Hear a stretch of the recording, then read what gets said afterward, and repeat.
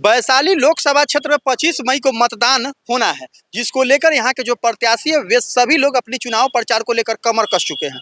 अभी हम वैशाली लोकसभा क्षेत्र के बरुराज विधानसभा अंतर्गत बरुराज थाना चौक पे आ चुके हैं और जैसा कि देख सकते हैं हमारे साथ निर्दलीय प्रत्याशी कुमार शिशिर है, जिन्होंने भी अपने जनसंपर्क को लेकर लगातार कमर कस चुके हैं और देख सकते हैं यह अकेले अपने गाड़ी से जिस गाड़ी में बैठते हैं उसी गाड़ी में प्रचार भी लगाए हुए हैं, सहयोगी हमारे दिखाएंगे, और स्वयं पर्ची वगैरह लेके भी बांट रहे हैं। अब समझ सकते हैं कि वैशाली लोकसभा में जहां एक तरफ एक प्रत्याशी धनबली है तो दूसरे प्रत्याशी बाहुबली कहे जाते हैं, उस बीच यह साधारण परिवार से आते हुए और यह मतदान को लेकर लोगों से अपील कर रहे हैं कि हमारे पक्ष में मतदान करें। चलते हैं इनसे बात करते हैं आखिर कौन सी वजह है जो इनको चुनावी मैदान में आना पड़ा। स्वागत है सर आपका। जी धन्यवाद आपका भी, और साथ ही साथ आपके न्यूज़ चैनल को देखने वाले और सुनने वाले को भी मैं बार बार प्रणाम करता हूं। वैशाली लोकसभा क्षेत्र के महान जनता के चरणों में मैं अपना प्रणाम निवेदित करता हूं।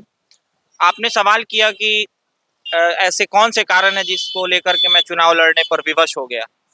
तो बहुत सारे कारण हो सकते हैं इस चुनाव लड़ने के पीछे, लेकिन सबसे पहला और मुख्य कारण जो है मैं वो बताना चाहता हूँ आपके माध्यम से अपनी जनता को, कि जो वर्तमान में शिक्षा की दुर्दशा हो गई है बिहार में, शिक्षा व्यवस्था की और स्वास्थ्य के क्षेत्र में भी। तो सबसे पहले तो शिक्षा व्यवस्था की बात कर लेते हैं, चूंकि पेशे से मैं एक असिस्टेंट प्रोफेसर हूँ फार्मेसी कॉलेज में। शिक्षा व्यवस्था बिल्कुल चरमरा चुका है बिहार का। आलम ये है कि आज के समय में मैट्रिक और इंटर पास जितने भी स्टूडेंट हैं वो लोग सही से 10 लाइन ना लिख पा रहे हैं, ना बोल पा रहे हैं, ना पढ़ पा रहे हैं।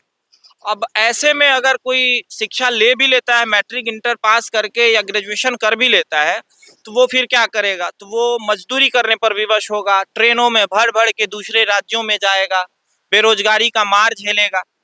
अब मेरा जो पहल होगा शिक्षा व्यवस्था को दुरुस्त करने में होगा।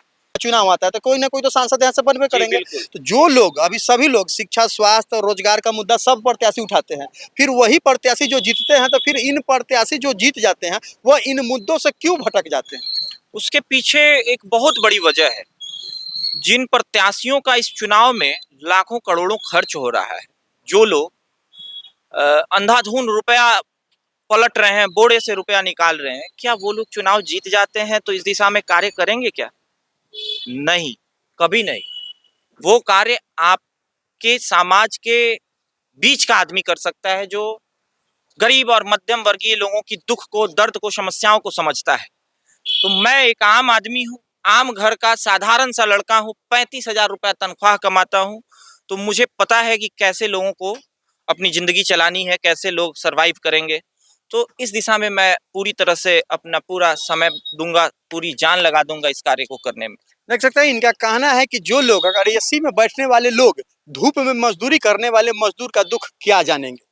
हेलीकॉप्टर, हवाई जहाज में सफर करने वाले लोग साइकिल और पैदल का सफर में जो दुख होता है उसको क्या जानेंगे। साधारण परिवार से हैं और लगातार देख सकते हैं बरुराज थाना चौक सहित सभी जगहों पर, वैशाली लोकसभा क्षेत्र के विभिन्न जगहों पर स्वयं जनसंपर्क कर रहे हैं, लोगों से मिल रहे हैं, समस्याओं से भी अवगत हो रहे हैं, साथ ही अपने पक्ष में अपील कर रहे हैं। तो इनसे भी हम जानेंगे कौन सा छाप है, क्या अपील कर रहे हैं जनता से। जी, मैं अपनी जनता को बताना चाहता हूँ कि मेरा नाम कुमार शिशिर है और मेरा चुनाव निशान टेम्पू छाप है। मैं निर्दलीय प्रत्याशी के तौर पे आपके वैशाली लोकसभा क्षेत्र से चुनाव लड़ रहा हूं और ईवीएम के क्रमांक संख्या 11 पर मेरा टेम्पू छाप अवस्थित है, मौजूद है।